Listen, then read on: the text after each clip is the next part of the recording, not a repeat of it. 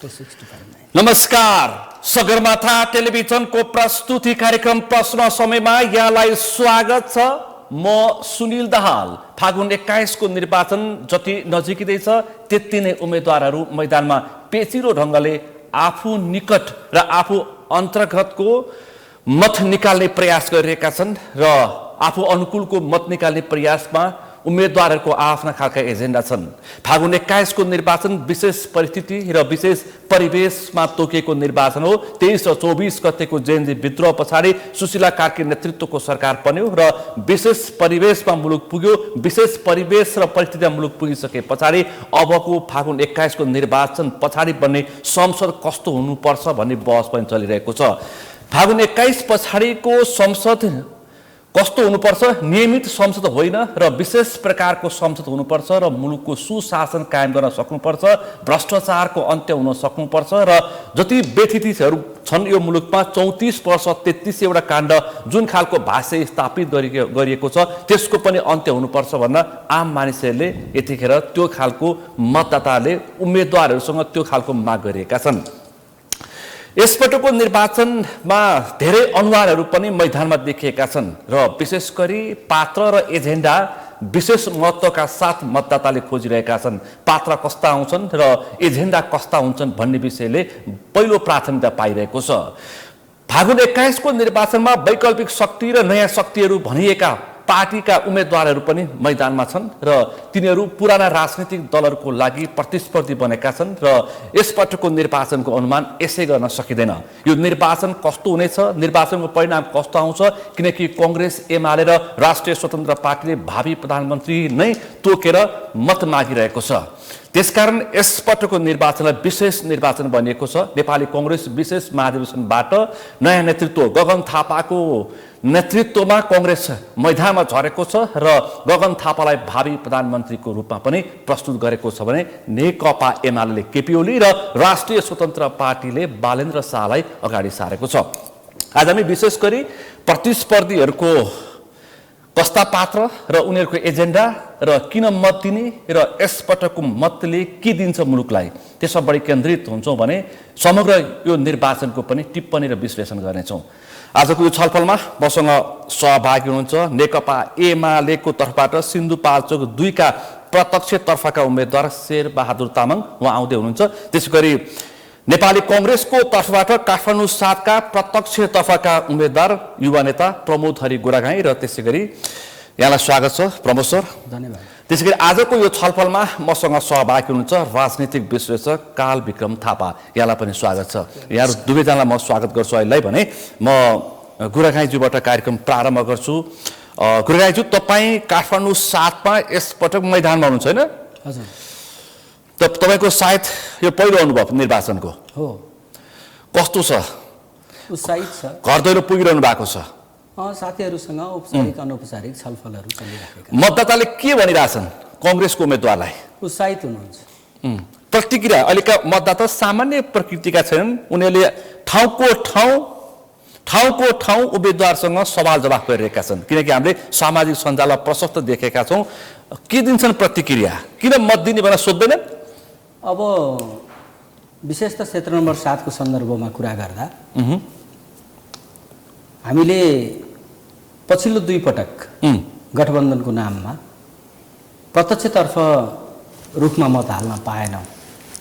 पछिल्लो 2 पटक यसपटक नेपाली कांग्रेसलाई मत हाल्न पाइएको छ भन्ने हिसाबले कांग्रेसीजनमा त्यो किसिमको सकारात्मक भाइब्रेसन छ भने अर्को समय सापेक्ष अहिले म नेपाली कांग्रेसको केन्द्रीय सदस्य पनि छु। उहाँहरूको उत्साह कहाँनिर देखिन्छ भनेदेखि एउटा पोलिटिकल कोर्स पनि पुरा गरेको र पेशागत हिसाबले कुराकानी गर्दै गर्दा मैले 17 वर्ष मानवशास्त्र विषयको प्राध्यापन कर्म गरेँ।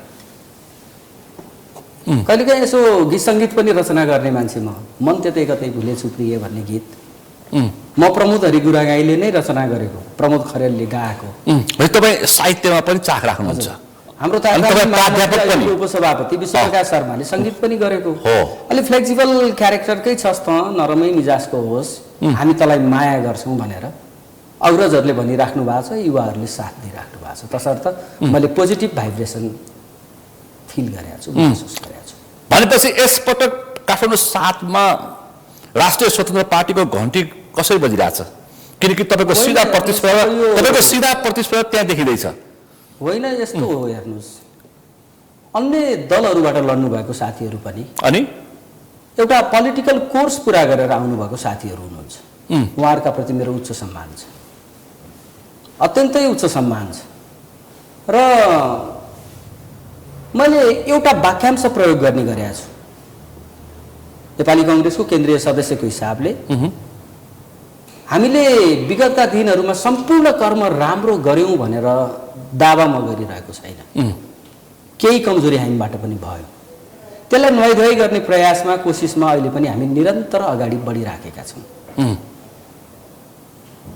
नेपाली काङ्ग्रेसले आफ्नो राजनीतिक हिसाबको कुराकानी गर्दै गर्दा प्रजातान्त्रिक समाजवाद भन्ने जगमा उभिएर आफ्नो एजेन्डालाई अगाडि ल्यायो, त्यसको स्थापना।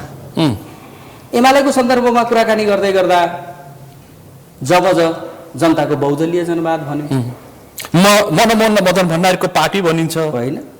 अनि अब आजको नेकपा हिजोको माओवादीको सन्दर्भमा कुराकानी गर्दै गर्दा उसको पनि पोलिटिकल कन्ट्रिब्युसन स्टेटको निमित्त केही गरेरै आएको पार्टी हो।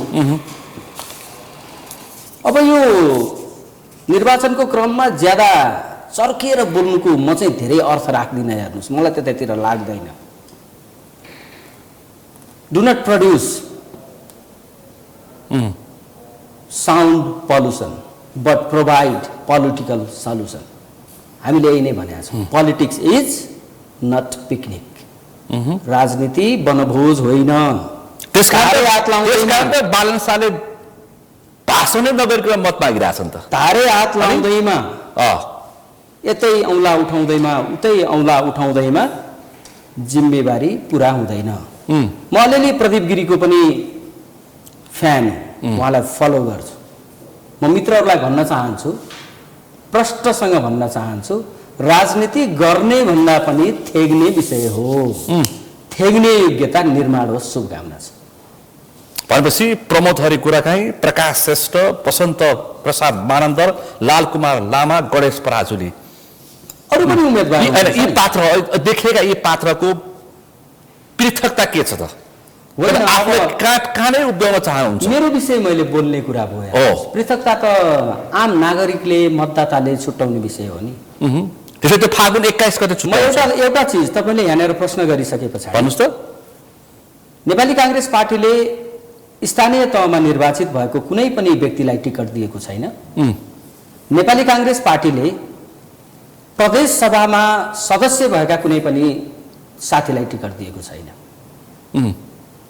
विषय चाहिँ कहाँनिर हुन्छ भने गगन थापाको सुधारिएको काङ्ग्रेस विषय चाहिँ कहाँनिर हुन्छ भने 5 वर्षको निमित्त मलाई सम्बन्धित पदमा अनुमोदित गरी पाऊँ भनेर निवेदन हालेर अनुमोदन पनि प्राप्त गरिसकेपछि 5 वर्ष पुरा नगरिकन बिचैमा भारी बिसाउने कर्म नेपाली काङ्ग्रेसले कसैलाई प्रोत्साहित गरेको छैन। त्यो एङ्गलबाट पनि मतदाताहरूले व्याख्या विश्लेषण गरिराख्नु भएको छ। क्षेत्र नम्बर 7 को सन्दर्भमा जिम्मेवारी छोडेर आएकाको पनि हिसाब त्यो भाषा बोल्न नलगाउनुहोस्। अनि मोरल विषय हो, मिल्छ अथवा मिल्दैन। संवैधानिक हिसाबले मिल्छ, नैतिक हिसाबले मिल्ने अथवा नमिल्ने विषय व्यक्तिको चाहिँ तपाईँको चाहिँ सेल्फ डिसिप्लिनले, सेल्फ हराइजनले डिसाइड गर्ने विषय हो नि त। म त्यता जान चाहन्न। मैले उच्च तारिफ गर्न चाहन्छु प्रतिस्पर्धी साथीहरूलाई कि मैले त के भनि आएको छु भने नेपाल देशमा अहिले भइरहेको निर्वाचन पहिलो र अन्तिम निर्वाचन होइन। निर्वाचनको कारणले अनुहार रातो बनाउने काम कसैले गर्ने होइन। निर्वाचनको कारणले हाम्रो छरछिमेकको सम्बन्धहरू बिग्रिन हुँदैन। मैले त्यही नै भनेको छु। र लोकतान्त्रिक चरित्रलाई बोकेर हिँडेको नेपाली काङ्ग्रेसको एउटा कार्यकर्ता भएको हिसाबले आफूसँग असहमति राख्न पाउने अर्को पक्षको अधिकारलाई सुरक्षित राख्दै अङ्कमाल गरेर जाने योग्यता हरेक नेपाली काङ्ग्रेसको चाहिँ नि नेताले राख्न सक्नुपर्छ। मैले यही नै निवेदन गरेँ। तपाईँहरूको भोट माग्ने प्रतिस्पर्धीहरूको भोट माग्ने तरिका पनि सुमधुर छ। त्यसो भए होइन, मैले यस प्रकारले तपाईँ त्यो प्रयास गरिरहनु भएको छ। मैले यस प्रकारले मत मागेको छु। म तपाईँसँग आउँछु एकैछिन। तामाङज्यू, मसँग सिन्धुपाल्चोक 2 का नेकपा एमालेका प्रत्यक्षतर्फका उम्मेदवार एमाले नेता शेरबहादुर तामाङ पनि आइसक्नु भएको छ। तामाङज्यू, यहाँलाई स्वागत छ। नमस्ते। तपाईँ यसपटक पनि प्रतिस्पर्धी निरन्तरता। सिन्धुपाल्चोक 2 मा शेरबहादुर तामाङले ह्याट्रिक गर्न सक्छ कि सक्दैन यसपटक? त्यहाँको मतदाताले नै गर्ने विषय हो। मैले गर्ने भन्नाले त्यहाँको उम्मेदवारको पनि आकलन हुन्छ। अनि उम्मेदवारको आकलन त हर उम्मेदवारहरू अब फर्स्ट हुन्छु भनेरै गएको हुन्छ। म पनि त्यही फर्स्ट हुन्छु भनेरै हो र जनताप्रतिको विश्वास छ र म आफूले पनि जुन कर्म गरेको छु त्यो कर्मप्रति मलाई पनि विश्वास छ। त्यसैले पार्टीको कार्यकर्ता पङ्क्तिको पनि त्यत्तिकै रोजाइ छ।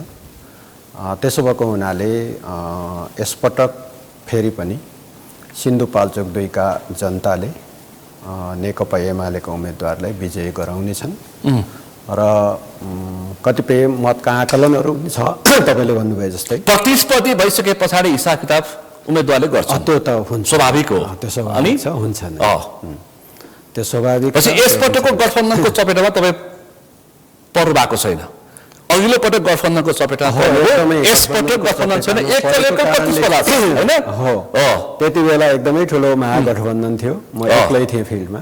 तर पनि एकातिर शेरबहादुर तामाङ, अर्कोतिर बाहुबली भनेर चर्चा पनि भयो त्यतिखेर निर्वाचन। त्यति बेलाको निर्वाचन एमालेको लागि डिजास्टर खालकै निर्वाचन थियो, तर अहिले त्यस्तो छैन। त्यसैले त्यस्तो हुँदा पनि त्यहाँका जनताले अझै जितौँ भनेर शानदार मत चाहिँ प्रस्तुत गर्नुभएको थियो। त्यहाँका जनताले साँच्चै विश्वास गरेका छन् र त्यो विश्वासलाई फेरि कायम राख्छन् र परिणाम शानदार ढङ्गले आउँछ भन्ने हाम्रो विश्वास छ। पछि 79 को मत मात्र तपाईँले जोगाउन सक्नुभयो भने एकदमै त्यो त सक्नुहुन्छ। तलमाथि केही पर्दैन। 79 को मत जोगिँदाखेरि शानदार ढङ्गले विजय प्राप्त हुन्छ। मैदानमा घन्टीहरू पनि देखा परेका छन्। होइन, राष्ट्रिय स्वतन्त्र पार्टीका साथीहरू पनि देखा परेका छन्। उज्यालो नेपाल पार्टीका पनि, माटो श्रम शक्ति पार्टीका पनि उम्मेदवारहरू छन्। राजनीतिक दलका कसरी म सहित 18 जना छौँ हामी। अनि त्यसो भने 18 जना सबैका आफ्ना अधिकार छन्, संवैधानिक अधिकार छन्, प्रयोग गरेका छन्। त्यसैले मेरो पनि एउटा कुरा के हो भने नकारात्मकताले त त्यो सिद्धिने नै हो, ध्वंस हुने नै हो। त्यसैले नकारात्मकताको बिउ छर्ने भन्दा सकारात्मकताको बिउ रोपौँ। हामी यही ढङ्गले अगाडि बढेका छौँ।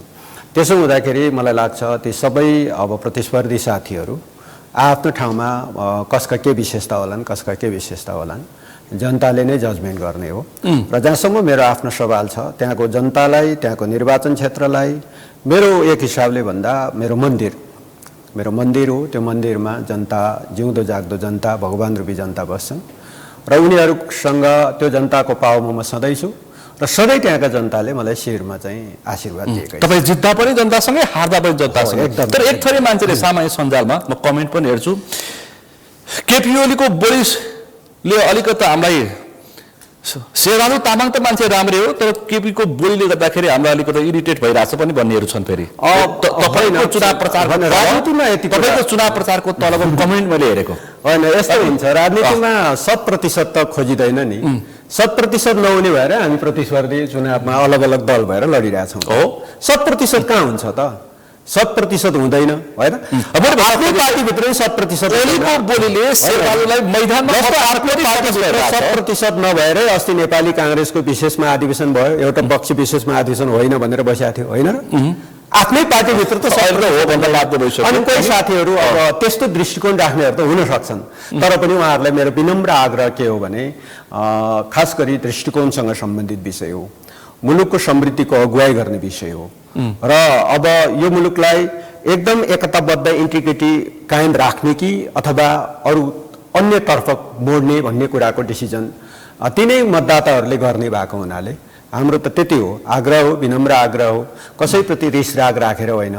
अघि नै उहाँले नै भन्नुभयो नि त आफ्नो हामी अर्को पार्टीलाई पनि श्राग राखिरहेका छैनौँ भनेपछि होइन आफ्नै पार्टीभित्र कसैको के बोली आयो कि कसै के बनाएको होला म पनि शतप्रतिशत होइन नि केही कमजोरी त मबाट नि भएको होला तर त्यो कुरा चाहिँ निर्वाचनको बेला रिभेन्ज लिने खालको भयो भने त त्यो त फेरि पार्टी हुँदैन नि त थपिएका नयाँ शक्तिहरू पनि स्वाभाविक प्रतिस्पर्धी हुन् स्वाभाविक छ तिनीहरूको पनि तपाईँले हिसाब किताब त्यो त सबै आकलन त भइहाल्छ आउनु भएको छ हामीले स्वागतै गरेका छौँ सबै तर पुराना र नयाँ भन्ने भाष्य तर हो तपाईँले त्यो तपाईँले तल हेर्दाखेरि एमालेका मान्छेहरूले केपी ओलीको भनाइलाई लिएर भन्नुभयो त्यो अरूको मान्छेहरूको अझ त्योभन्दा खतरा पनि तपाईँले हेर्नु हेरी मैले हो त्यसैले त्यो प्रति चाहिँ मेरो विमति हो त्यस्तो चाहिँ फरक हुन साथ अर्को पार्टी हुन साथ अर्को पार्टीको उम्मेदवार हुन साथ होइन अर्को पार्टीको चिन्ह बोक्न साथ त्यहाँ तथा नाम पनि छ कटाक्ष शब्दहरू नेपाली शब्दकोशमा हामीले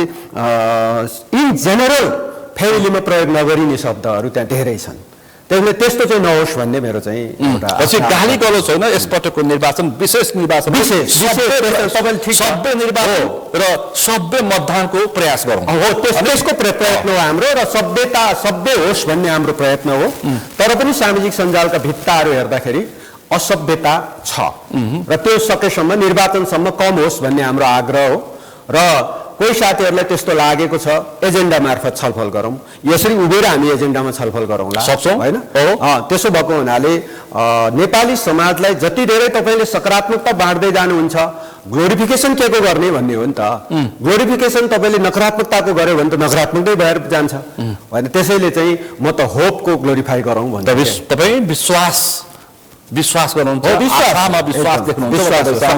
एकैछिन थापाज्यू यो फागुन 21 को निर्वाचनलाई तपाईँले कसरी हेर्दै हुनुहुन्छ अहिलेसम्मको अवस्था हेर्दाखेरि फागुन 21 आउन बाँकी छ अहिलेसम्मको सरकार र दलहरूको उम्मेदवार र अहिले सबै ठुला साना राजनीतिक दलहरूको कसैको पनि घोषणापत्र आइसकेका छैन उम्मेदवारले आफ्नो तरिकाले आफ्नो क्षेत्र अनुसारको आफ्नो एजेन्डा प्रस्तुत गरिरहेका छन् तपाईँले के बुझिरहनु भएको छ सबभन्दा पहिला त मैले यो निर्वाचनलाई मध्यावधि वा आवधिक नबनिकन विशेष परिस्थितिमा गर्नु परेको निर्वाचन भन्ने गरेको छु यसलाई मैले यो मध्यावधि निर्वाचन होइन यो मध्यावधि पनि होइन यो चाहिँ आवधिक निर्वाचन होइन विशेष परिस्थितिमा भएको निर्वाचन हो अर्को दोस्रो कुरो भनेको अहिले भइरहेको निर्वाचन विधिशास्त्रको परिधिभन्दा बाहिरबाट हुन लागेको निर्वाचन हो यो विधिशास्त्रको परिधिभित्र संविधान आउँछ संविधानको धारा 76 को प्रयोग नभइकन हैन त्योभन्दा बाहिरको चाहिँ एउटा व्याख्या गर्ने हिसाब किताबले राष्ट्रपतिलाई अधिकार प्राप्त भए अनुसार भनेर 61 धारा 61 लाई चाहिँ कोड गर्दै गठित प्रधानमन्त्रीज्यूले चाहिँ यो संसद चाहिँ विघटन गर्नुभएको हामीले चाहिँ देख्छौँ त्यसकारण त हामीले विशेष प्रकृतिको निर्वाचन विशेष परिवेशको निर्वाचन सामान्य खालको निर्वाचन यसले के हुन्छ भन्ने कुरा आम मानिसलाई चिन्ताको विषय छ अनि अब यसमा सबैभन्दा पहिला हामीले हेर्नुपर्ने कुरा के हो त भनेर भन्दाखेरि हाम्रा मतदाता कस्ता छन् म इतिहासको विद्यार्थी भएको नाताले मैले अमेरिकाको केही सानो उदाहरण म प्रस्तुत गर्न चाहन्छु भन्नुस् त सन् 1776 जुलाई 4 मा अमेरिकाले आफूलाई स्वतन्त्र घोषणा गर्यो त्यहाँबाट बेलायती राजतन्त्रात्मक छाया हट्यो त्यसपछि सन् 1788 जुन 21 मा आएर त्यहाँको चाहिँ संविधान जारी भयो तत्कालीन अवस्थामा त्यहाँका राजनेताहरूले मतदाताको उमेर समूह चाहिँ कस्तालाई बनाउने भन्ने विषयमा बृहत छलफल भयो त्यो बृहत छलफल हुँदाखेरि एउटा निष्कर्ष के निकालियो त भन्दाखेरि कम उमेरको मान्छेहरू सचेत नभइकन अर्थात् मतदाता राम्रोसँग सचेत नभइकन धेरै कम उमेरको मान्छेलाई चाहिँ मतदाता बनाइनु हुँदैन अहिले भन्ने चाहिँ एउटा चाहिँ निष्कर्ष निकाल्यो र उनीहरूले त्यो संविधान चाहिँ तपाईको बनाउँदै गर्दाखेरि संविधानको धारामै उल्लेख गर्ने गरी त्यो कुरा निकालिसकेपछि उनीहरूले उमेरको हद तोके 21 वर्ष है त्यो कहिलेसम्म चल्यो त भनेर भन्नुहुन्छ भने त्यो 1971 सम्म चल्यो 1788 मा बनेको चाहिँ संविधान हैन 1971 सम्म पनि 21 वर्ष भन्दा चाहिँ मुनिकाले मत हाल्न पाउँदैन थिए 1971 मा आइसकेपछि भियतनाम युद्ध चलिरहेको थियो त्यतिखेर तपाईले संक्षिप्तमा अरु पनि प्रश्न छ अनि हजुर त्यो यो भन्नै पर्ने हुन्छ भियतनाम युद्ध चलिरहेको थियो भियतनाम युद्ध चलिरहेको बखतमा चाहिँ त्यहाँका मतदाताले 18 वर्ष उमेर पुगेकाले पनि चाहिँ भोट हाल्न पाउनुपर्छ भन्ने आवाज उठाए त्यसपछाडि एउटा सर्वेक्षण गरियो मतदाता चाहिँ सचेत छन् या छैनन् जनता सक्षम छन् या छैनन् भन्ने कुराको चाहिँ सर्वेक्षण गरियो हामी कहाँ हामीले हेर्यौं भनेदेखि 2072 सालमा हामीले संविधान जारी गर्यौं संविधान सभाबाट हैन भर्खर 10 वर्ष हुँदैछ जनता कति सचेत छन् भन्ने कुरा छ के यहाँनेरि सबैभन्दा ठूलो समस्या भनेको चाहिँ नि के छ भन्दाखेरि साइबर सुरक्षासँग जोडिएको प्रश्न छ क्या अहिलेको निर्वाचन साइबर सुरक्षाले के गरिदिरहेको छ त भन्दाखेरि नागरिकलाई पुरै दिग्भ्रमित गरिदिरहेको परिस्थिति छ भ्रमित गराछ कि कन्भिन्स गराछ अब तपाईले यसलाई आफ्नो क्षेत्रबाट भन्नुस् एक थरी मान्छेले हामीले कन्भिन्स गरिरहेछौँ भनिरहेछन् हो उहाँहरूले चाहिँ गर्ने नै कन्भिन्स हो नि त म जस्तो मान्छेले इन्डिपेन्डेन्ट मान्छेले बसेर हेर्दाखेरि चाहिँ म त के देख्छु भन्दाखेरि दिग्भ्रमित गरिराख्नु भएको छ क्या उहाँहरूले हैन पुरै जुन बाटो गन्तव्य के हो उहाँहरूको डक्ट्राइन के हो भनेर मैले सोधेँ भने म कहाँ गालीको टररर वर्षा आउँछ डक्ट्राइन के हो गरौँ त छलफल गर्ने भनेर यत्रो आह्वान गरिया छ हामीले पटक आह्वान गरिया छ त्यो छलफलको आह्वान गरेर उहाँहरू भाग्नुहुन्छ अनि हैन जब त्यहाँ भागिन्छ जब चाहिँ पुच्छर लुकाएर चाहिँ भागिन्छ त्यो भनेको अर्थ के त बहस गरौँ भने हामीले भन्यौँ ओपन बहस खुल्ला बहस गरौँ भनेर केपिओलाई भन्यौँ उहाँले मान्नुभयो गगन थापालाई भन्यौँ हामीले उहाँले मान्नुभयो तर बालन शाहसँग भेट हुनै सक्दैन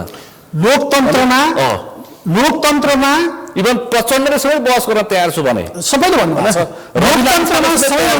तर बालन शाहले चाहे लोकतन्त्रमा सबैभन्दा सुन्दर पक्ष भनेको निर्वाचन हो त्यसलाई आवधिक लिनुस् मध्यावधि लिनुस् अहिलेको जस्तो विशेष परिस्थितिको लिनुस् त्यो सुन्दर पक्ष भएकै कारणले नेपालका राजनीतिक दलहरू सम्पूर्ण राजनीतिक दलहरू चाहिँ निर्वाचनमा हुनेका छन् यसपटकको निर्वाचन के हुन्छ भनेर तपाईले के संकेत गर्न खोजेको फागुन 21 को निर्वाचन तपाईले विषय जोड्नुभयो कस्तो हुन्छ के परिणाम आउँछ के होला भनेर तपाईले के बुझ्नु भएको छ कस्तो हुन्छ र के परिणाम आउँछ भन्ने विषयको जनताको चाहिँ अधिकारलाई चाहिँ म कुण्ठित गर्न चाहन्न हामी विश्लेषण गर्न सक्छौं विश्लेषण गर्ने सम्बन्धमा मैले अघि भनेको जस्तो जनतालाई आफ्नो डक्ट्राइन दिनु पर्यो जस्तो अब नेपाली कांग्रेसको के आफ्नो किसिमको चाहिँ डक्ट्राइन छ नेकपा एमालेको आफ्नै किसिमको चाहिँ डक्ट्राइन छ उहाँहरूको जबज छ उहाँहरूको चाहिँ नि तपाईको चाहिँ बीपी को चाहिँ समाजवादलाई बोकेर हिँड्नु छ निष्ठा छ यो सबै कुराहरू छ हैन उहाँहरू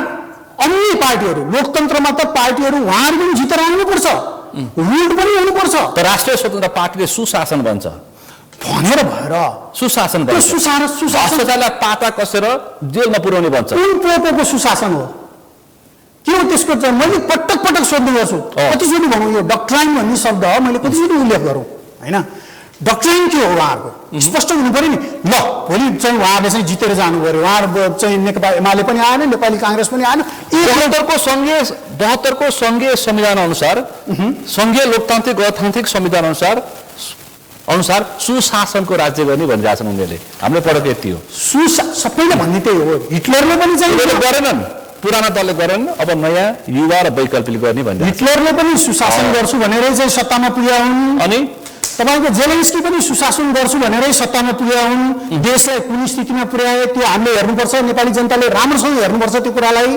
यदि त्यो हेर्न सकिएन त्यसमाथिको हाम्रो चाहिँ तेस्रो आँखा चाहिँ पुगेन भने अब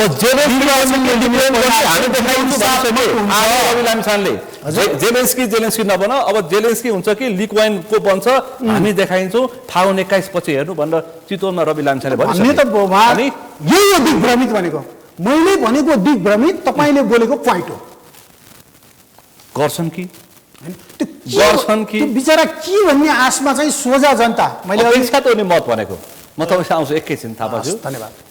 गोराखाइज्यू, कङ्ग्रेस सग्लो छ, एक ढिक्का छ कङ्ग्रेस। विशेष महाधिवेशनका असन्तुष्ट पक्षहरूले केही त गर्दैनन् फागुन 21 मा। आशंका छ, त्यसको आशंकाको प्रश्न गरेको। तपाईँलाई कस्तो लागिरहेछ? कङ्ग्रेसभित्रको परिपक्वताको कुरा हेर्नुहोस् न। विशेष महाधिवेशन भयो। विशेष महाधिवेशन पछाडि पहिलो बैठक हामी कुनै एउटा ब्याङ्केटमा बस्यौँ, केन्द्रीय कार्यालय गएनौँ। अवस्था के हुन्छ भनेर हेर्दै हुन्थ्यो तपाईँहरू? सुन्नुहोस् न, कम्प्लिट गर्न दिनुहोस्। दिन्छु। बिचमा केही कुराकानी भयो होला र सिनियर लिडरहरूले, आदरणीय अग्रजहरूले जसले डेमोक्रेसीको निमित्त लड्नु हो, उहाँहरूले नै के भन्नुभएको विषय के हो भने निर्वाचन चिन्ह रुख बाहेक अर्को परिकल्पना पनि गर्न सकिन्न। अब पक्ष पोषण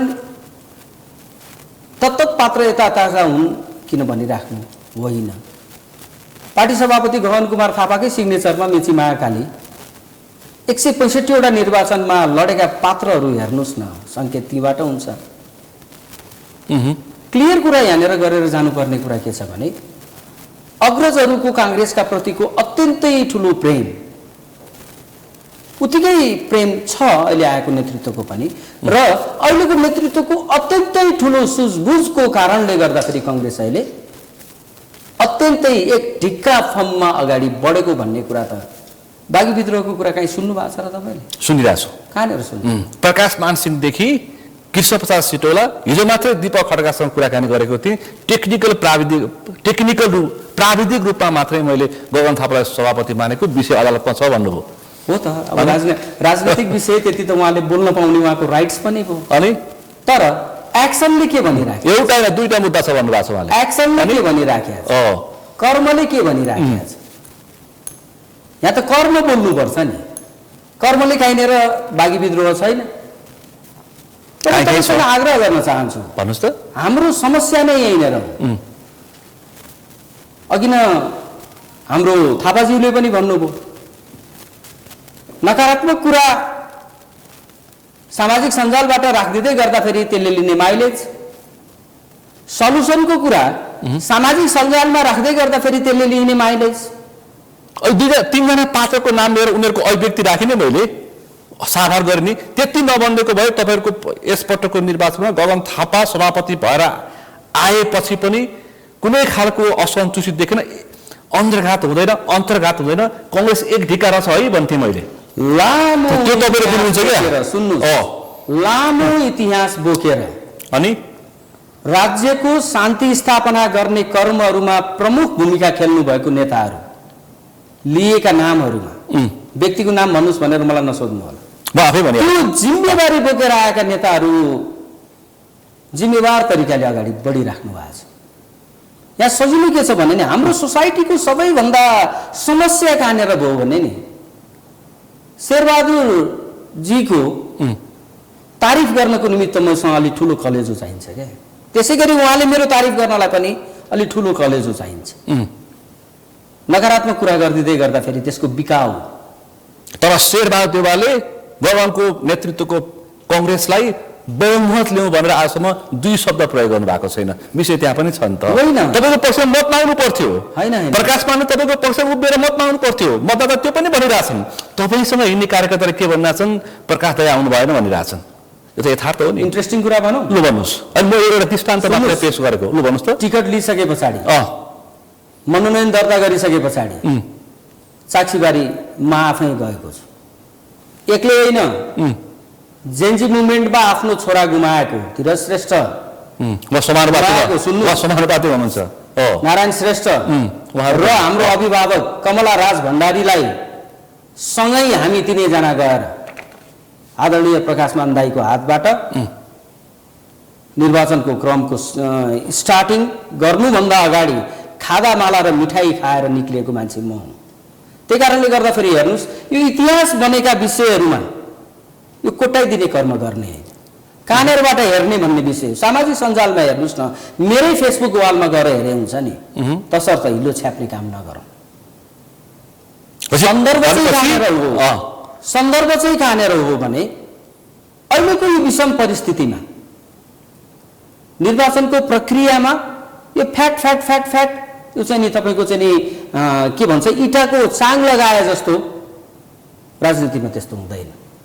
सकारात्मक बाटोमा निरन्तर नेपाली काङ्ग्रेस अगाडि बढेको छ, कहीँनिर विभाजन छैन, कहीँनिर डिभिजन छैन। फागुन 21 को तपाईँलाई कुनै पनि प्रकारको अन्तर्घात हुँदैन, देशैभरि कुनै पनि प्रकारको अन्तर्घात हुँदैन। मलाई मात्र कुरा होइन, देशैभरमा मतदाताले मतदान गर्नुभन्दा अगाडि अपिल गर्ने आफ्नो ठाउँमा छ। अब त आँखाले मात्र होइन, एक्सरे जडित आँखाले, त्यो विवेकको आँखाले हेरेर कुन अवस्थामा निर्वाचन भइराखेको छ, कस्तो पात्रले जित्नुपर्छ भन्ने कुरा मतदाताको विवेकले डिसाइड हुने विषय हो। पात्र मात्रै न, पात्रको प्रवृत्ति समेत हेरिरहेको छ यसपटक मतदाताले, प्रवृत्ति समेत हेरिरहेको छ। कस्तो पात्र हो, यसको प्रवृत्ति के छ, विगत के छ, इतिहास के छ भन्ने इन्ट्रेस्टिङ कुरा गर्नु भन्नुहोस् त। बिचैमा भने अलिकति प्रसङ्ग आयो, साथीहरूले मलाई अहिले पनि सोध्नुहुन्छ तेरो मत कति छ, म मुस्कुराएर उत्तर दिन्छु मेरो मत एउटा छ। अनि तिम्रो परिवारको मत, तिम्रो जीवनसाथीको मत, मैले बडा मिजासिलो तरिकाले हाँसेर भन्छु, मैले रिक्वेस्ट गर्ने हो मतदान गर्ने त उहाँहरूकै अधिकार हो। मत खसाल्ने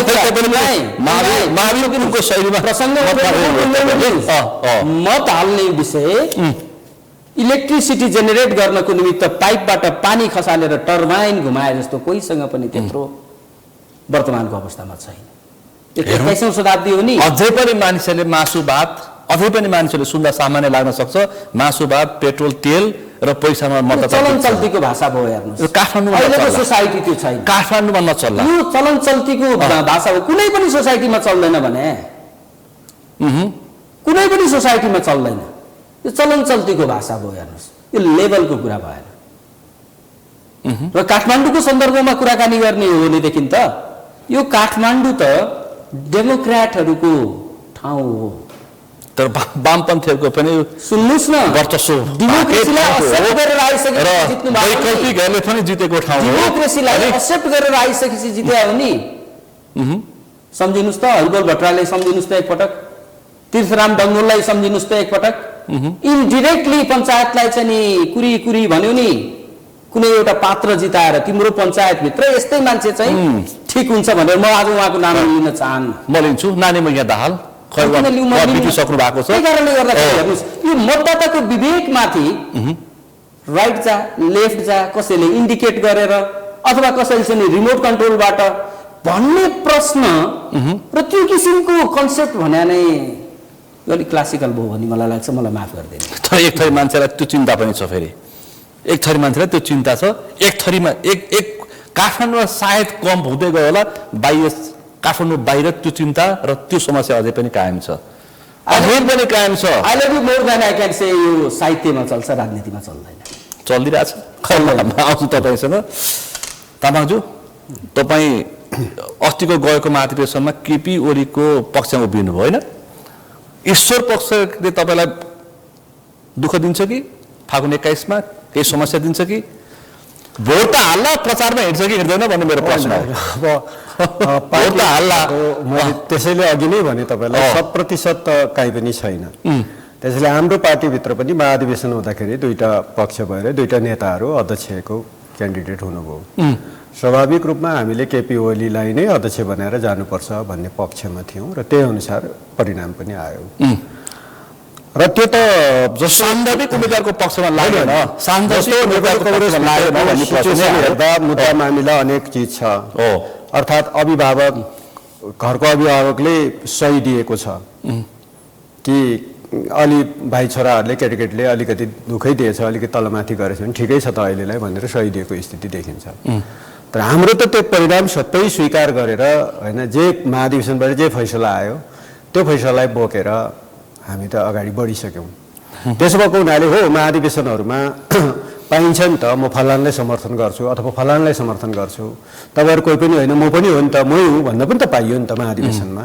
त्यसैले त्यो महाधिवेशनमा कार्यकर्ताहरूको नेताहरूको आफूले मत माग्न पाउने जुन अधिकार छ त्यो अधिकार अनुसार हामीले महाधिवेशन भव्यतापूर्वक सम्पन्न गरेर रिजल्ट पनि आइसके पछाडि अब त्यहाँ फेरि यो पक्ष र यो पक्षले दुःख दिन्छ कि यो पक्षले केही गर्छ कि भन्ने गुन्जाइस बाँकी नै छैन। नेपाली कांग्रेस जस्तो पार्टीले त्यो परिस्थितिमा एकदमै निर्वाचनको सम्मुखमा आएर विशेष महाधिवेशन हुँदै तपाईको चाहिँ पूर्व नेतृत्वलाई विस्थापित गर्दा समेत नेपाली कांग्रेस एक ढिक्क भएर अब चुनावमा अगाडि बढिरहेछ भनेपछि एमाले त अझ त्यो कोर्सबाट पनि अझ अगाडि बढेर महाधिवेशन गरेर आफ्नो चाहिँ बगैँचा महाधिवेशन गरेर समिति समेत निर्वाचित गरेर आइसके पछाडि सम्भवतः अब पार्टीभित्र कांग्रेसमा चाहिँ टिकटको विमति खासै देखिएन केही मान्छेहरू बाहेक हैन, तर एमालेमा चाहिँ अहिलेसम्म देखिरहेछ केही साथीहरू अझै पनि गुनासो बाँकी छैन। मलाई लाग्छ जस्तो निर्वाचनको प्रक्रियाहरू आरम्भ भइसके पछाडि जो साथीहरूलाई तपाईँले इङ्गित गरेर विमति राख्यो कि भन्ने हुनुहुन्छ किन अन्तिम समयसम्म उम्मेदवार ठिक छ त उहाँहरू सबैजना निर्वाचनको चाहिँ नोमिनेसनको दिन सबै उपस्थित हुनुभएको छ। सम्भवतः कतिपय ठाउँमा आफै प्रस्तावक समर्थक बस्नु भएको छ, निर्वाचनको अभियानमा होमिसक्नु भएको छ। त्यसैले अब तुस बाँकी छ कि भनेर कोट्याएर बहस गरिरहनु पर्छ जस्तो लाग्दैन। सबै निर्वाचनको तुसको सभा राख्न खोजेको होइन, फागुन 21 मा तपाईलाई त्यसको दबाव र प्रभाव कति पर्छ भन्ने मेरो त्यसको समर्थन चिन्ताको प्रश्न हो। त्यसको समर्थन मान्छे संसदमा देखा पर्नुपर्छ किनकि उम्मेदवारको पक्षमा पार्टी भनेकै त्यही हो। अहिले निर्वाचनको बेला उम्मेदवार जो बन्या छ उही पार्टी नै उसैले बोक्या हुन्छ। त्यो हार्यो भने हामीलाई के चिन्ता छ भने पार्टी जित्यो भने 21 पछाडिको संसद रङ्गिला हुन्छ कि भन्ने हामीलाई चिन्ता लागिसकेको छ। त्यसमा तपाईहरुको चिन्ता जाहेज छ, त्यो जाहेज छ। संसद कस्तो होला भन्ने, तर त्यो संसद चाहिँ हामी चाहन्छौं कि नेकपा एमाले चाहिँ हामी चाहन्छौं कि नेकपा एमालेको बहुमत होस्। हामी चाहन्छौं खराब पात्रहरूलाई टिकटमा र मैदानमा पछाड्दै गर्दाखेरि बिल्कुल फेरि संसद नसुहाउँदो पात्र आउँछन् कि भन्ने चिन्ता छ हामीलाई। ठिक छ, मतलब पार्टीहरूका उम्मेदवारहरूको बारेमा इन्डिभिजुअल केही व्यक्तिहरूको बारेमा तपाईहरुको क्वेशन रहन सक्छ। मुलुकको ठिक छ, सक्छ। त्यसैले समग्र पार्टी चाहिँ कोही पात्रलाई देखाएर पार्टी नै त्यस्तो छ त्यो भन्न पनि खोजेको हुँदैन। त्यसैले हामी चाहिँ अधिकतम भन्दा अधिकतम पार्टी 100% बनाउने प्रयत्न गर्ने हो। त्यो प्रयत्नको बीचमा केही अलिकति साना ढुङ्गा मसिनाहरू पर्न सक्छ, नपर्ने होइन। तर पनि त्यो कुराले मात्रै डिटरमाइन गर्दैन कि समग्रमा पार्टीको नीति त्यसले बोक्ने र हो त कतिपय सन्दर्भमा पार्टीमा काम गर्दै जाने झोकको मत जो पनि आउँछ कि भन्ने प्रश्न त्यस्तो हुँदैन। कतिपय मानिसहरूलाई त झोकमा पनि छन्। हो, पार्टीभित्र आए पछाडि सुध्रिने अवसरहरू पनि प्राप्त भएको छ र धेरै मान्छेहरू सुध्रेका पनि छन् र पार्टीका लाइनमा उभिए पछाडि पार्टीका गतिविधिहरूमा भाग लिए पछाडि धेरै मान्छेहरू वास्तवमा समाजसेवक भएर अगाडि बढेका पनि धेरै उदाहरणहरू छन्। त्यसैले मान्छेलाई सुध्रिने मौका नदिकन परपरै संकेत गर्न खोजेको तपाईको पार्टी भन्दाखेरि चक्रे मिलनहरू आउन खोज्ने अनि गोकुल बास्कोटादेखि लिएर यसमा के भन्छु भने कुनै एउटा पात्र यद्यपि मैले पनि अब केहीचोटि पाएको छु होइन, पार्टीले विश्वास गरेका छन्, जनताले विश्वास गरेका छन्, तर पनि कोही ए भन्ने पात्र जन्मै उसको टिकट पाउनको लागि, जन्मै चुनाव लड्नको लागि, जन्मै मन्त्री हुनको लागि भन्ने हुँदैन। त्यसैले एउटा चुनावमा ग्याप हुन साथ उसको राजनीति सिद्धिदैन। निरन्तर अगाडि बढ्ने कुरा हो। पायो कि पाएन भन्ने कुराले मात्रै उसको राजनीति चाहिँ डिटरमाइन गर्दैन नि त। ऊ त निरन्तर लाग्छ र फेरि प्रयत्न गर्छ, फेरि अगाडि बढ्छ र फेरि लोकतान्त्रिक व्यवस्थामा टिकट पाउनु र सांसद बन्नु, मन्त्री बन्नु नै सबै लक्ष्य हो त होइन नि त। हामी त पार्टीको कार्यकर्ता बनेर काम गरेर होइन देश जनताको लागि सेवा गर्ने कुरा पनि ठुलो कुरा। अस्तिसम्म हेर्दाखेरि चाहिँ नोमिनेसनको दिनसम्म हेर्दाखेरि चाहिँ यो मुलुकमा त्यही नै स्थापित भइसकेको छ भन्ने देखियो। पार्टी छोड्ने, पार्टी प्रवेश गर्ने, यता टिकट नपाए उता जाने, आज यता छ भोलि उता पुग्ने के मात्रै भद्रगोल देखिएन। केही पात्र भन्नुपर्छ हामीले, यथार्थ कुरा त भनिदिनुपर्छ। ठिक छ, जनता प्रवृत्ति सचेतन लुकाएर लुकिनेवाला छैन। त्यस्ता प्रवृत्ति छन् केही पात्रहरूमा हुन्छ। नेताले त्यसैले केही पार्टी सिङ्गै त्यस्तो प्रवृत्तिमा छ भनेर व्याख्या गर्नु मिल्दैन। अहिले त व्यक्ति पात्र हेर्ने हो, विचार निष्ठा सकियो, कोसँग छ भनेर प्रश्न उठाइरहेछन्। थापाजी तपाईँ के भन्नुहुन्छ? विचार र निष्ठा सकिएको राजनीतिक प्रतिस्पर्धा भइरहेछ मुलुकमा, मान्नुहुन्छ? विचार र निष्ठा सकिएर राजनैतिक प्रतिस्पर्धा भएको केही अंशहरू देख्न पाइन्छ। तर पनि लोकतान्त्रिकरणको हिसाब किताबले नेपाली काङ्ग्रेस आफ्नो लोकतान्त्रिक बाटोमा आन्तरिक लोकतान्त्रिकलाई चाहिँ सुदृढ गरेको पनि हामी त्यो बाटो पनि हामीले चाहिँ हेर्नुपर्छ, होइन? एउटा युवा नेतृत्वलाई जसरी चाहिँ उहाँहरूले चाहिँ अगाडि ल्याउनु भयो, होइन? त्यसमा विभिन्न प्रश्नहरू होलान्, आयामहरू होलान्, अदालतले के भने होलान्, त्यहाँतिर हामी म गइरहनु उपयुक्त आम मानिसले के भन्ने भन्ने स्वाभाविक, आम मानिसको हेराइको दृष्टिकोण मेरो दृष्टिकोण रहन जान्छ। काङ्ग्रेस रिभाइभ भयो भन्ने हामीले बुझेका छौँ। काङ्ग्रेसको आन्तरिक लोकतान्त्रिक सुदृढ छ, एक। एमालेको पनि आन्तरिक लोकतान्त्रिकको कुरालाई लिएर मैले त्यति विधि प्रश्न उठाउने ठाउँ छैन। तर यी दुई पार्टी बाहेक अरू पार्टीहरूको चाहिँ मैले आन्तरिक लोकतान्त्रिकरण चाहिँ मैले देखिरहेको छैन। उनीहरू विभिन्न विषयलाई लिएर, चाहे उनीहरूको सभापतिकै कुरा गरौँ, उनीहरूका विभिन्न मुद्दाहरूमा चाहिँ संलग्न भएकालाई सभापति मानेरै चाहिँ अगाडि बढिरहेको परिस्थिति पनि छ। राजनीतिक प्रतिशोध भइरहेछ। राजनीतिक प्रतिशोध हो या होइन भन्ने कुरोको विषयमा न तपाईँले भन्न सक्नुहुन्छ न मैले भन्न सक्नुहुन्छ। त्यसको लागि अदालतको निर्णय आउनु जरुरी छ नि त, होइन? अदालतभन्दा हामी अगाडि त बढ्न सक्दैनौँ। हामी अदालतलाई मानहानि गर्ने किसिमले कुनै पनि प्रक्रिया न्यायिक अदालत भन्दा पनि ठुलो अदालत जनताको अदालत हो, त्यहाँबाट मैले पटक पटक परीक्षण लिइसकेको छु भन्छ नि त। यो जनताको अदालत भनेको वास्तवमा संसद हो। म एउटा कुरा गर्छु, बाबा यहाँ चाहिँ राजनीतिक दलका नेताहरू हुनुहुन्छ, होइन? पटक पटक त्यही एउटा संसद मात्रै अरूले देख्ने हाम्रो चाहिँ एउटा चाहिँ संस्कार बस्यो। केपी ओलीज्यूले दुई पटक संसद भङ्ग गर्नुभयो, होइन? अब तपाईँ चाहिँ हुँदा अदालतले त त्यसलाई त रिस्टोर गरिदिइसकेको थियो। अब हुँदा विधिशास्त्रभन्दा बाहिरको मान्छेले पनि त्यही संसदलाई अघिल्लो देख्यो, जबकि पिपुल म्यान्डेट बोकेर आएको संस्था हो। जनताको आक्रोश भनेर पनि बुझ्नुपर्छ। जनताको सद्भावनाले जितेर गएको हो नि त त्यहाँ त, होइन र? अहिले पनि के बन्न लाग्यो र? त्यही संसदको त्यही अङ्कमा बन्न लाग्यो होइन र संसद? तर त्यस दिनको परिघटना र होइन दृश्यहरू पनि त हामीले हेर्नुपर्छ नि। त्यस दिनको दृश्यलाई मैले होला कसरी आफ्नो किसिमको रोड म्याप प्लानिङ योजना कहीँ कतै आन्तरिक बाह्य अनेक खालका विश्लेषण गरिरहेछन्, तर जनताको आक्रोश त हो नि। जनताको आक्रोश एकातिर अनि होइन, इच्छा पूर्ति गर्नेहरू अर्कोतिर। कसलाई अदालतमा प्रवेश गर्नु थियो त्यो अदालतमा प्रवेश गर्यो, कसलाई संसद भवन चाहिँ जलाउनु थियो त्यसले संसद भवन जलायो। अब तपाईँलाई अर्को प्रश्न गर्नुपर्ने भयो, यो मुलुकमा होला हामी जलाउने पक्षको होइन, जलाउनु पनि हुँदैन, तर कार्यपालिका न्यायपालिका र व्यवस्थापिका प्रति प्रश्न चाहिँ प्रशस्त उठाउने ठाउँ चाहिँ किन छैन? हामी न्यायालयमा के हुन्छ भनेर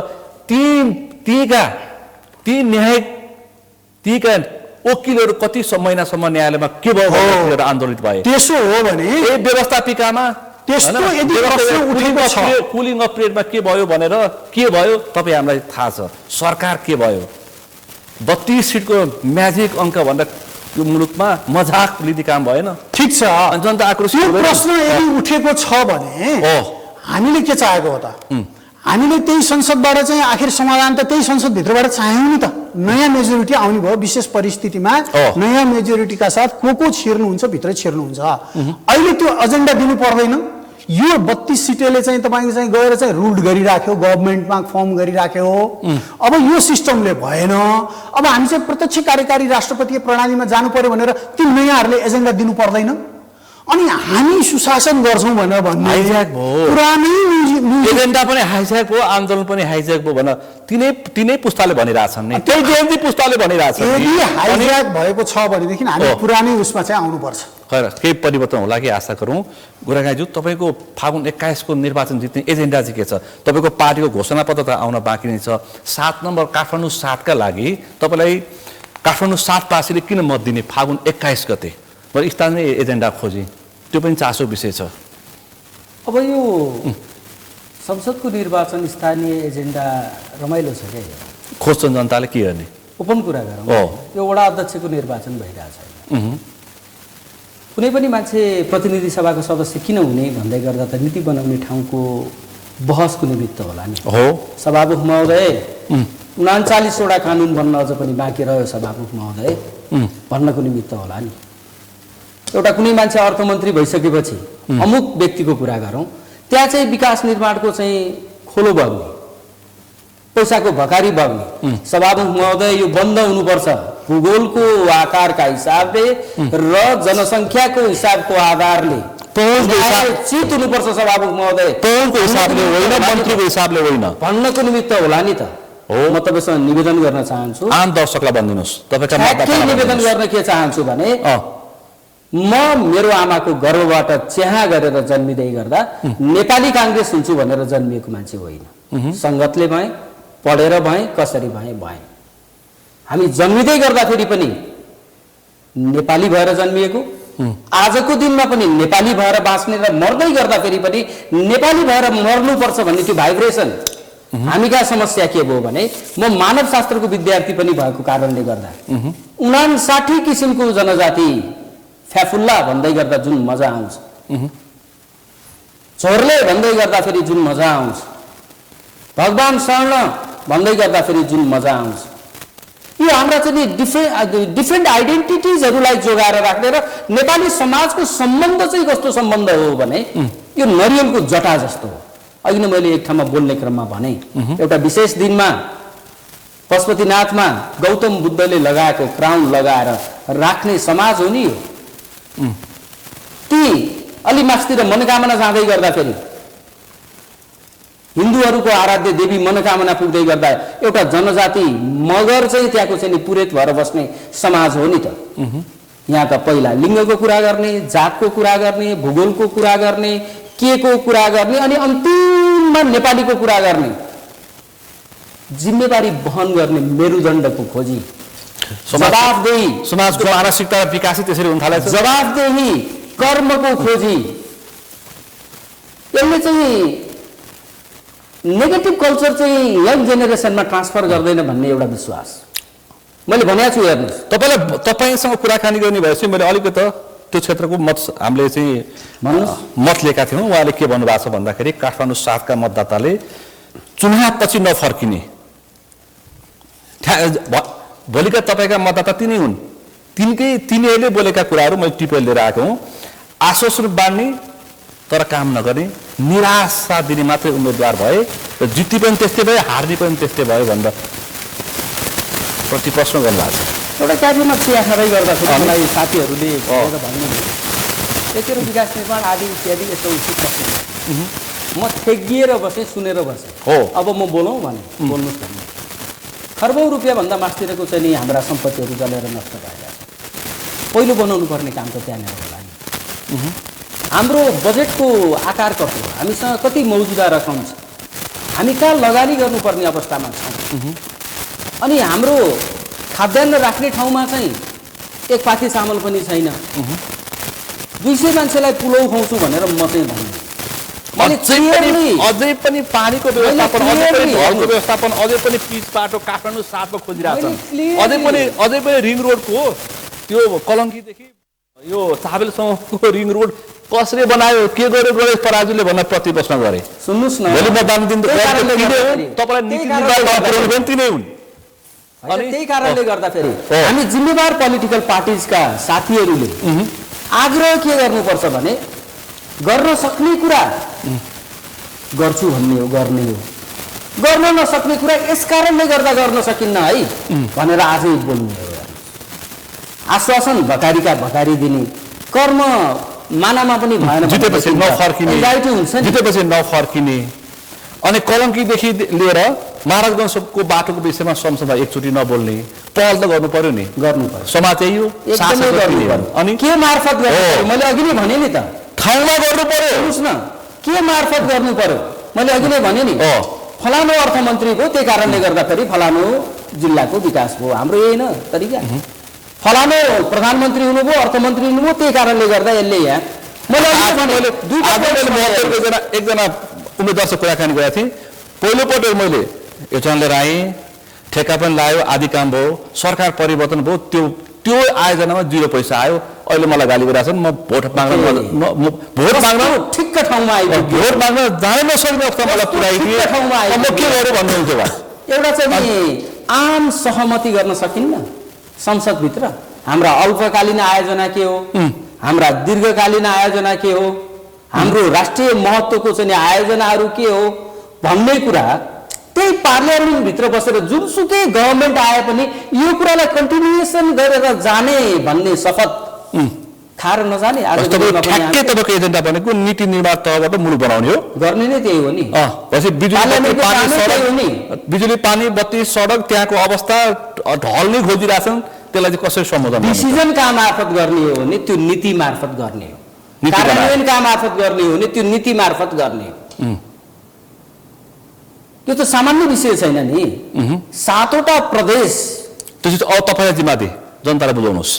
मलाई भनेको यति हुन् गुरुङज्यू, तामाङज्यू, तपाईँको चाहिँ एजेन्डा के छ? तपाईँले 56 सालदेखि एजेन्डा दिइरहेको एजेन्डा चाहिँ खास गरी अहिले पछिल्लो सबभन्दा पहिलो त सुशासनसँगै जोडेको एजेन्डा हो।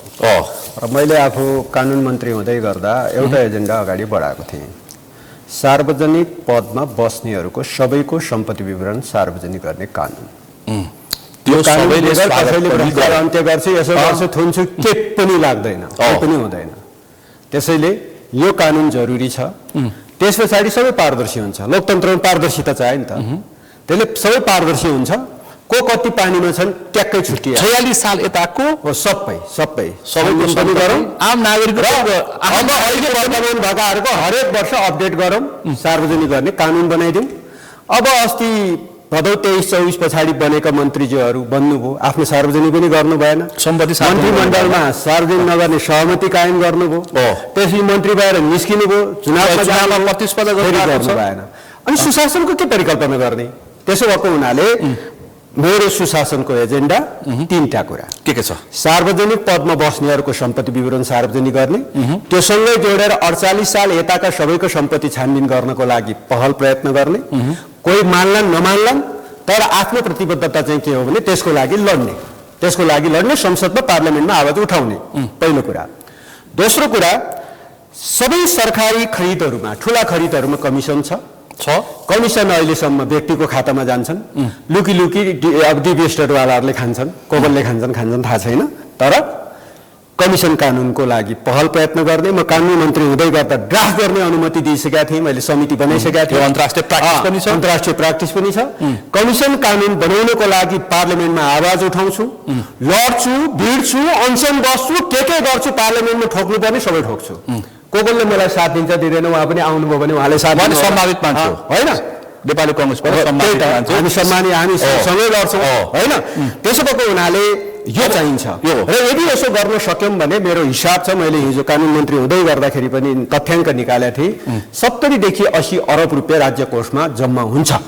त्यतिले ठुलै विकासका आयोजनाहरू धेरै काम गर्न सकिन्छ भन्ने लाग्छ। अर्को तेस्रो कुरा, खरिदेन। अहिलेको खरिदेन टेकेरै राज्यको सबै 2 पैसा पनि खर्च हुँदा त खरिदेन मार्फत मात्र हुन्छ। जे छ त त्यही छ, त्यही दफाहरू प्रयोग गरेर भ्रष्टाचार पनि त्यही भएको छ, कमिसन पनि त्यही भएको छ, क्वालिटी डाउन हुन्छ, क्वालिटी डाउन पनि त्यही भएको छ, सेटिङ पनि त्यही भएको हुन्छ।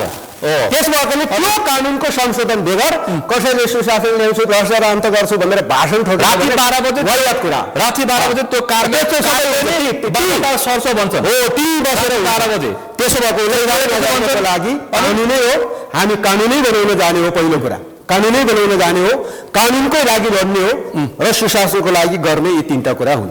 तपाईँ कानुन हो। अब समृद्धिका कतिपय एजेन्डाहरू छन्, मेरा एजेन्डाहरू सार्वजनिक छन्। मैले पार्टीलाई कन्भिन्स गर्छु, गाँजा खेती के गर्ने, गाँजा खेती सार्वजनिक छन्, मैले त्यही भने। तपाईँको मूल मुद्दा अर्को पनि छ। त्यसैले नेपाली युवाहरूलाई विदेशमा पठाउने होइन, स्वदेशभित्रै यहाँ रोजगारी सिर्जना गर्नलाई के एजेन्डाहरू छन् र ती एजेन्डाहरू मार्फत नेपाली युवाहरूलाई स्वदेशभित्रै रोजगारी दिन सकिन्छ। मैले एउटा मात्रै कुरा यहाँ जोड्न चाहे कि नेपाल राष्ट्रमा यदि मैले अझ तपाईँलाई जोड दिएर भन्छु, वन मन्त्रालयको 1 वर्षको बजेट मैले बनाउन पाएँ भने म करिब 50-60 करोड 1 अरब जति रक्तचन्दनको चाहिँ खेतीको लागि नर्सरी राख्न छुट्याउँछु र देशैभरि लाखौं हेक्टर करिब 1 लाख 2 लाख हेक्टर जमिन चाहिँ रक्तचन्दन खेती लाउने र सबै युवाहरूलाई चाहिँ त्यसमा लगाउने हो भने कोही पनि खाडी जानु पर्दैन। 10 वर्ष 15 वर्षभित्र हर नेपाली युवाहरूलाई करोडौंको रुपियाँ दिन सकिन्छ। मुलुकले पानी नाकाबाट तस्करी पनि गर्नु परेन, त्यो त हामीले रिन्युअल गर्छौँ। त्यसैले यो चाहिँ समृद्धिसँग जोडिएको मुद्दा हो। तर जहाँसम्म तपाईँले लोकल पनि जोडिराख्नु लोकल पनि जोडिराख्नु भएको छ। लोकल चाहिँ मेरो सिन्धुपाल्चोक जिल्लामा सबभन्दा पहिला त म आफै मन्त्री हुँदाखेरि हामीले प्रस्ताव अगाडि बढायौँ। सुनकोशी तेस्रो जलाशय आयोजना छ, त्यो धन्नै 690 मेगावाटको हो र त्यो जलाशय आयोजना सिन्धुपाल्चोक र काभ्रेलाई ठुलो प्रभाव पार्छ र त्यो भेगको ठुलो विकासमा त्यसले धेरै ठुलो असर पर्छ। अहिले डिपिआर गरेर एकदमै अन्तिम चरणमा छ। अब लगानीकर्ता खोजेर, यद्यपि अब एडिपी वर्ल्ड ब्याङ्क जस्ताहरू आकर्षित भइरहेको छ र त्यसको विद्युत किन्ने पनि अब बङ्गलादेशले इच्छा जाहेर गरेको छ। त्यसो हुँदा त्यो आयोजना सम्पन्न गर्ने कुरामा मैले अगुवाई गर्छु, एडभोकेसी गर्छु, निरन्तर लड्छु र त्यो आयोजना सम्पन्न हुँदा मेरो सिन्धुपाल्चोक जिल्ला विकासको गतिले निकै ठुलो असर पर्छ भन्ने लाग्छ र यस्ता ठुला आयोजनाहरू खास गरी बाढी पहिरो र भूकम्पको लागि एकदमै जोखिम जोड्ने जिल्ला हो। मध्य पहाडी मध्य पहाडी पुष्पलाल लोकमार्ग तपाईँलाई म बताउँ, मध्य पहाडी पुष्पलाल लोकमार्ग पहिला पश्चिमबाट आएपछि पोखराबाट चाहिँ पृथ्वी राजमार्ग हुँदै काठमाडौँ, काठमाडौँबाट अर्नीको हुँदै धुलिखेल, धुलिखेलबाट बिपी आयो हुँदै पुग्ने गरी यसरी नक्सा परिवर्तन भएको। यही कुरा 70 सालमा म लागेँ र मैले अलिक बढी पहल पनि गरेँ। धेरै साथीहरू सहमत भए। सिन्धुकोट नुवाकोट हुँदै सिन्धुपाल्चोक भएर प्रवेश गरेको छ। त्यो सडकको निर्माण अन्तिम चरणमा छ। कहिले पुरा हुन्छ त्यो निर्माण? अब 1 वर्षभित्र सम्भवतः सबै कालोपत्रे भइसक्छ। 1 वर्षभित्र कालोपत्रेको चरण सुरु भएको छ। त्यसैले यो अर्को चाहिँ म काठमाडौँका वासी जनतालाई भन्न चाहन्छु, सिन्धुपाल्चोक जिल्लै हो काठमाडौँलाई खानेपानी खुवाउने, उहाँहरूलाई खानेपानी दिने हो। तपाईँले अघि उहाँलाई खानेपानीसँग जोड्नु मेलम्ची नै हो। त्यसपछि मेलम्चीबाट आइ नै सक्यो, रिङ रोड भित्र त वितरण भइ नै सक्यो, बाहिर वितरण हुनु बाँकी छ। त्यसैले तपाईँले क्वेसन गरिराख्नु भएको छ। अब के गर्छौँ त भन्दा हामी अब याङ्री र लार्केल दुईटा खोलाबाट पनि पानी पठाउँछौँ। त्यो दैनिक 17 करोड लिटरको दरले 17 दुनी 34 करोड लिटर पानी चाहिँ हामी चाहिँ त्यो खोलाबाट पनि पठाउँछौँ। त्यसको प्रोजेक्ट अगाडि बढेको छ। त्यो सम्पन्न गर्ने कुरामा म त्यो क्षेत्रको जनप्रतिनिधि हुनुको नाताले मैले त्यसमा सहजीकरण गर्छु भनेपछि। र अर्को कुरा त्यहीसँग जोडेर अब त्यसो भए सिन्धुपाल्चोक चाहिँ विकासबाट पछाडि पर्नुपर्ने त? त्यत्र 3टा नदी दैनिक 51 करोड लिटर पानी काठमाडौँलाई खुवाउन सक्ने 77 जिल्लाका मान्छे काठमाडौँमा बस्छन्, विदेशीहरू पनि बस्छन्, उनलाई खुवाउने जिल्ला सिन्धुपाल्चोक। अनि सिन्धुपाल्चोक कोल्टो परेर बस्न मिल्छ? हो, मेरो भूमिका त्यही हुन्छ। काठमाडौँसँग छोएको सिन्धुपाल्चोकको 100% मान्छे त्यो आयोजना सम्पन्न हुँदै गर्दा सिन्धुपाल्चोक जिल्लाको 100% भौतिक पूर्वाधारको निर्माण गर्ने कुरामा अगुवाई प्रयत्न अघि उहाँले भन्नुभएको छ कहाँ कुन कुन निकायमा गएर आफूले चाहिँ त्यसको लागि चाहिँ लड्नु पर्ने हो, लाग्ने कुरामा मेरो प्रतिबद्धता हो। 79 मा 27,493 मत आएको थियो। यसपटक 39,000 पुर्याउनुहुन्छ? 39 पुग्दैन। 39 किन भन्दाखेरि मोहन बस्नेत ल्याउनु भएको थियो। होइन, गठबन्धनमा छैन। त्योभन्दा अगाडि 74 को गठबन्धनमा भएकोले मेरो पनि 38,000 चान्चुन मत आएको थियो होइन, त्यति बेला निर्वाचित भएको थिए। त्यसैले यसपटक मलाई विश्वास छ 30,000 भन्दा बढी मत कट्छ। मलाई त्यो विश्वास छ, जनताले विश्वास गरेकै छन्। अनि अब राम्रै ढङ्गले आउँछन्। तर यद्यपि बालन शाह सिन्धुपाल्चोक पनि पुगिसक्नु भएको छ, त्यसको प्रभाव र दबाव होइन। अब उहाँ एउटा पार्टीको नेता हो, अब देशभरि पनि पुग्न सक्नुहुन्छ, मान्छे दौडिरहेको छ। तर मलाई त्यस्तो लाग्दैन कि तपाईँले भने जस्तो त्यस्तो हुन्छ जस्तो लाग्दैन। सिन्धुपाल्चोक कति प्रतिशत प्रभाव पर्छ? अब मैले अहिले ठ्याक्कै आकलन त गर्ने विषय होइन, यद्यपि अनसिन मतहरू अलिकति हुन सक्छ। गुरागाईज्यू अन्तिममा के भन्नुहुन्छ? संस्थाहरूको मजबुतीकरण गर्नु पर्यो। अनि उदाहरण दिएर भन्न चाहन्छु, कुनै एउटा अमुक पार्टी प्रधानमन्त्री हुँदै गर्दा हाम्रै विभिन्न संस्थाहरू छन् नि, त्यसको प्रमुख हुने फलानु मान्छे हुन्छ भनेर आज नै प्रेडिक्ट गर्न मिल्ने जो हाम्रो प्र्याक्टिसेस छ नि, यो स्टप हुनु पर्यो। त्यो त कांग्रेसले पनि सिकिसक्यो। भावी प्रधानमन्त्री डेमोक्रेसीका आधारमा योग्य मान्छेहरूलाई चाहिँ ठाउँमा लगेर राख्नु पर्यो नि। इक्जाम्पल दिएर भन्दा राम्रो भन्नुस् त नलाग्ला। कांग्रेस सत्तामा भयो भने आइजिपी बन्ने कुरा कांग्रेसको यो चाहिँ हुन्छ भनेर अनुमान लगाउने समाज, एमाले हुँदै गर्दा यो हुन्छ भन्ने समाज, यो हामीले गरेका गल्तीहरू। मान्छे धुलोबाट उठेर आएको हुन्छ नि, अनि एउटा वादको आँखाबाट र निकटताको आँखाबाट हेरेर उसको फुलीको रेन्ज बढिरह्यो भनेदेखि त्यसले राम्रो हो।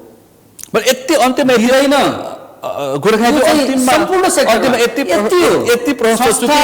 मजबुतीकरण रहेको 79 को निर्वाचनमा तपाईँहरूको गठबन्धन थियो माओवादी र समाजवादी लगायतसँग।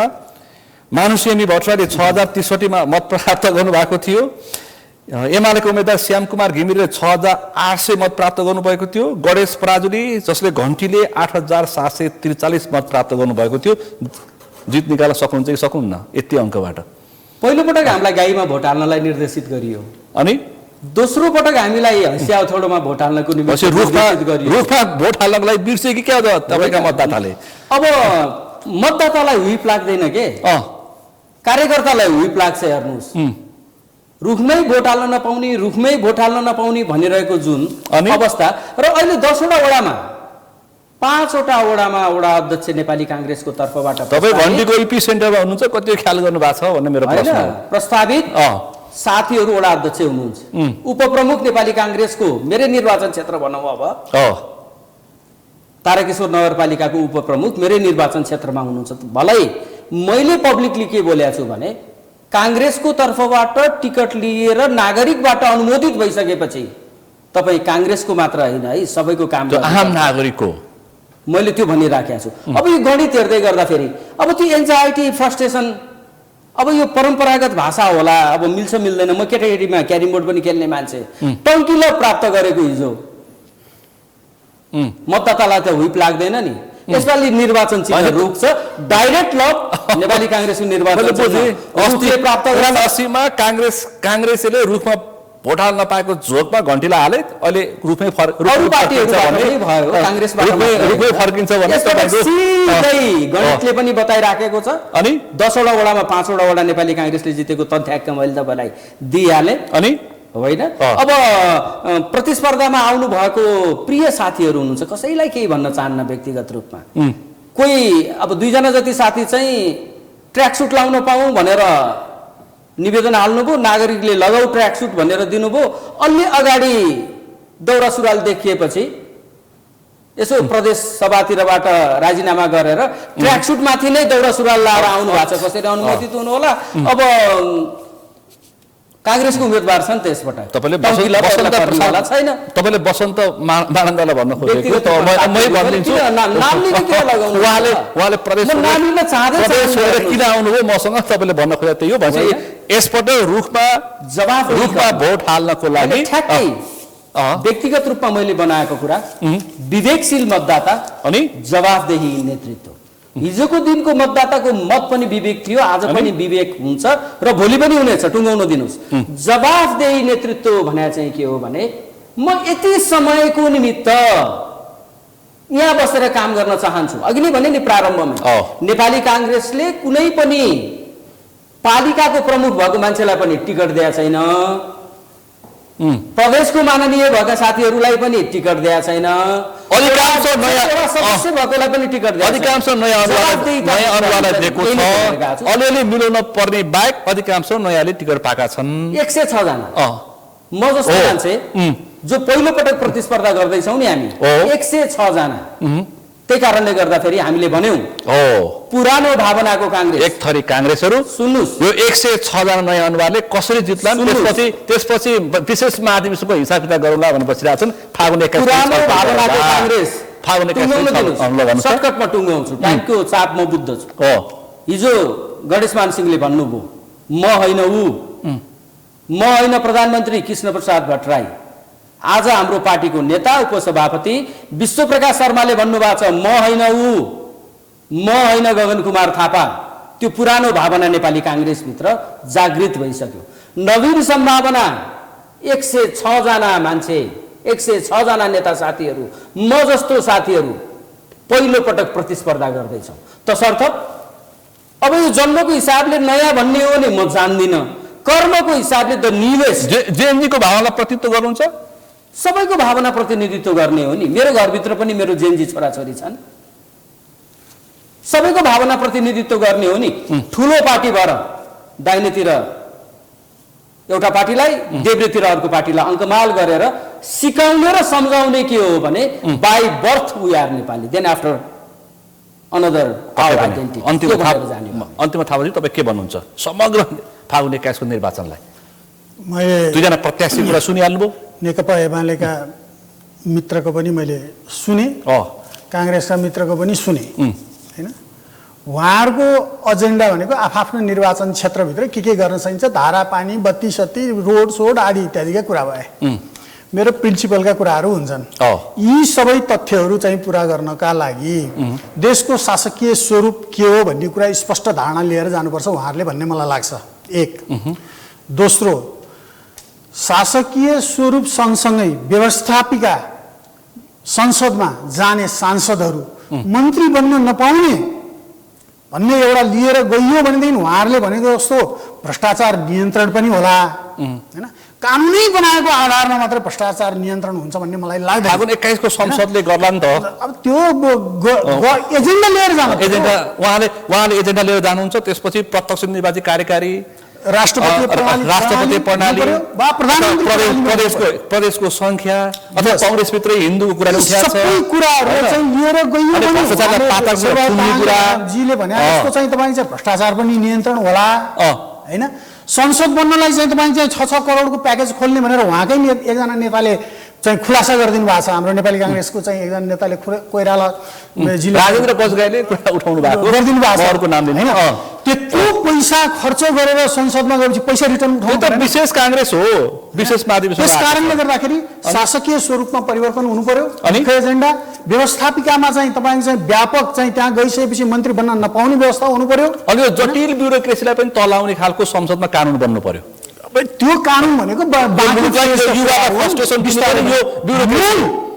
चाहिँ शासकीय स्वरूपमै परिवर्तन हुनु पर्यो। शासकीय स्वरूपमा जबसम्म परिवर्तन हुँदैन तबसम्म तपाईँहरूले कुनै कल्पना नगर्नुहोस् त्यो देशमा 36ले शासन गरिराख्छ अनि हैन, म्युजिकल चेयरमा घुमिराख्छ। त्यसैको परिणाम हो भदौ म्युजिकल चेयर हैन, म्याजिक नम्बर त्यो चाहिँ नहोस्। ठ्याक्कै समय सक्यो। तपाईहरु तीनजनालाई म हजुर विशेष रूपमा आभार व्यक्त गर्न चाहन्छु र दुईजनालाई चाहिँ अग्रिम बधाईको लागि शुभकामना पनि दिन चाहन्छु। धन्यवाद। आज हामीले विशेष गरी फागुन 21 को निर्वाचन र प्रत्याशीहरूको एजेन्डा र फागुन 21 का प्रत्यक्ष तर्फका उम्मेदवारलाई किन मत दिने र एजेन्डा के छन् र विश्लेषकको भनाइ पनि राख्यौँ। आजको यो छलफलमा मसँग सहभागी हुनुहुन्थ्यो नेकपा एमालेको तर्फबाट सिन्धुपाल्चोक 2 का प्रत्यक्ष तर्फका उम्मेदवार शेरबहादुर तामाङ, त्यसैगरी नेपाली कांग्रेसको तर्फबाट काठमाडौँ 7 का प्रत्यक्ष तर्फका उम्मेदवार प्रमोद हरि गुरागाई र त्यसैगरी राजनीतिक विश्लेषक काल विक्रम थापा। आजको विषय प्रसङ्ग यति नै। भोलि अर्को विषय प्रसङ्गका साथ कार्यक्रम प्रश्न समय ल्याउने बाचा गर्दै म सुनिल दाहाल पनि बिदा चाहन्छु। सगरमाथा टेलिभिजन हेर्दै गर्नुहोला।